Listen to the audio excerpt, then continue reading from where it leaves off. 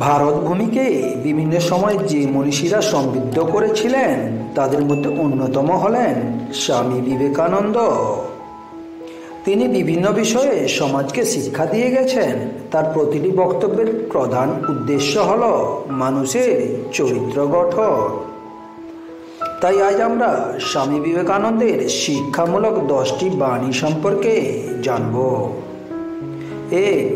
আমাদের এমন শিক্ষা দরকার যা চরিত্র গঠন করে, মানসিক বিকাশ ঘটায়, মানুষকে নিজের পায়ে দাঁড়াতে সক্ষম করে। 2. যে অনুশীলনে সংযত হয়ে মানুষের ইচ্ছা ও আলো প্রকাশ পায় তার নাম শিক্ষা। শিক্ষার্থীর প্রয়োজন অনুসারে শিক্ষার পরিবর্তন হওয়া উচিত। 3. একাগ্রতার শক্তি জ্ঞানের ভাণ্ডারের একমাত্র চাবিকাঠি, আর জ্ঞান অর্জনের একটাই উপায়, তা হলো একাগ্রতা। 4. অধিকাংশ মহাপুরুষকে সুখের চেয়ে দুঃখের দ্বারা এবং সম্পদের চেয়ে দারিদ্র্য দ্বারা বেশি শিক্ষা দেওয়া হয়েছে। 5. একজন প্রকৃত শিষ্যের যা থাকা দরকার তা হল বিশুদ্ধতা, জ্ঞানের প্রতি সত্যনিষ্ঠা সহ কঠোর পরিশ্রম। 6. গুরুর প্রতি বিশ্বাস, নম্রতা এবং ভক্তি ছাড়া আমাদের মধ্যে ধর্মের চেতনা গড়ে উঠতে পারে না।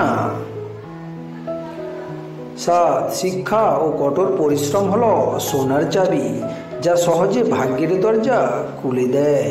আপনি চেষ্টা না করলে কেউ আপনাকে শিক্ষিত করতে পারবে না। 8. নারীদের এমন শিক্ষা দেওয়া উচিত যাতে তারা স্বাবলম্বী হতে পারে এবং নিজেদের সমস্যা নিজেই সমাধান করতে পারে। 9. কোনো ধর্মকে বিশেষ শিক্ষার সাথে যুক্ত করা ঠিক নয়। সকল ধর্মের অপরিহার্য বিষয়বস্তুকে শিক্ষার সাথে যুক্ত করতে হবে। 10. সত্যের জন্য সব কিছু ত্যাগ করা যায়, কিন্তু কোনো কিছুর জন্য সত্যকে ত্যাগ করা যায় না। সবসময় নিঃস্বার্থ ও পবিত্র হওয়ার চেষ্টা করো।